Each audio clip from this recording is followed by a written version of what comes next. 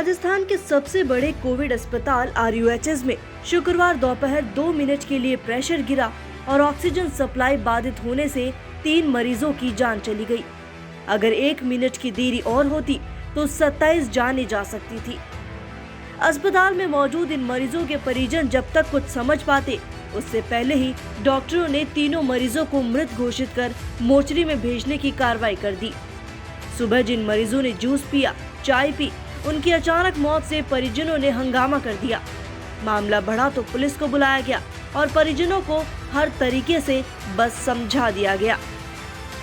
RUHS की लापरवाही और अपनों की मौत की पीड़ा, कोरोना का डर, पुलिस प्रशासन की ओर से जल्दी अस्पताल से बाहर भेजने की कोशिश, इन सभी से मरीजों के परिजन पूरी तरह टूट चुके हैं।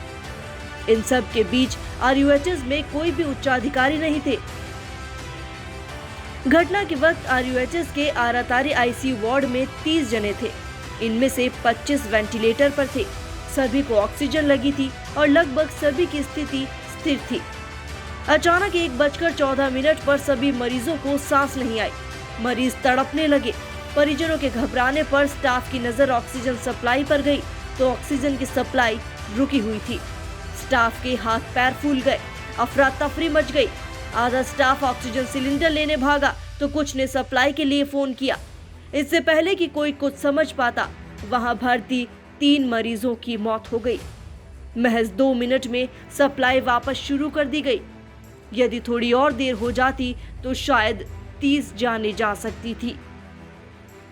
सरकार ने आवश्यक वस्तु अधिनियम में केस दर्ज कर इन हत्यारों को अब सहन करने की आदत डाल ली है। महामारी के इस अभूतपूर्व और इलाज के सीमित विकल्पों के दौर में रेमडेसिविर सिर्फ आवश्यक वस्तु नहीं है। इस अधिनियम के तहत कुछ सालों की सजा पर्याप्त नहीं है।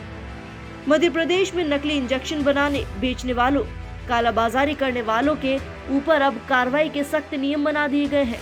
उनके मकान तोड़े जाएंगे, संपत्ति जब्त होगी और सबसे जरूरी, गैर इरादतन हत्या का केस दर्ज होगा। यूपी सरकार ने भी ऐसे लोगों पर रासुका लगाने की तैयारी कर ली है, लेकिन राजस्थान सरकार अभी भी बस देख रही है। बारी अब राजस्थान की है। MP यूपी से कई ज्यादा सख्त कदम उठाने की है, जिसका जनता बेसब्री से इंतजार कर रही है, वरना ये लापरवाही जान पर बनाएगी। Bureau report, DPK news, Jaipur.